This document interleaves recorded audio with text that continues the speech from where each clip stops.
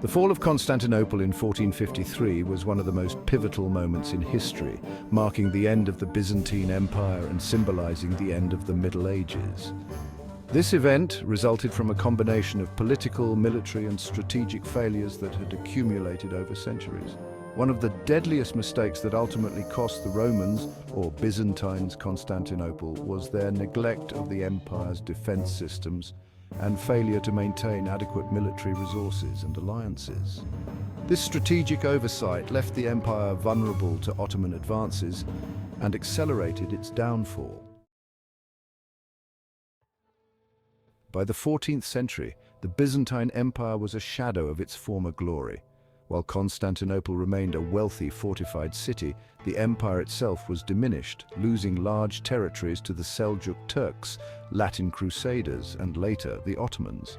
The Ottomans, a rising power in the region, strategically targeted Byzantine territories, weakening the empire and isolating Constantinople from potential allies. The Byzantines, meanwhile, failed to take seriously the growing Ottoman threat, underestimating their military prowess and expansionist aims. One of Rome's, and later the Byzantines', critical mistakes was the neglect of their military forces, especially their naval power. Constantinople, surrounded by water on three sides and known for its formidable land walls, relied on a strong navy to fend off sieges and maintain its trade routes. However, due to economic difficulties, the Byzantine navy had weakened considerably by the 15th century.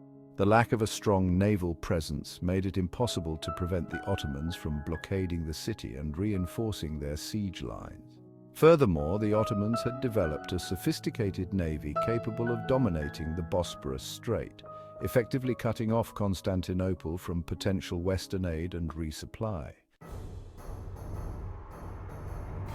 Failure to form strong alliances. Another key factor was the Byzantine Empire's failure to secure strong, consistent alliances. Despite recognizing the Ottoman threat, the Byzantines were reluctant to compromise their religious and cultural sovereignty by aligning closely with Western Europe. For instance, efforts to unite the Orthodox and Catholic churches were met with resistance within Constantinople, as many citizens opposed merging their faith with that of the Latin West. As a result, while they received some military support, it was limited and insufficient to repel the Ottoman siege. The weakening of Constantinople's defensive walls. Though Constantinople's Theodosian Walls were a marvel of ancient military architecture, they had been constructed in the 5th century and were not updated to withstand 15th century siege technology.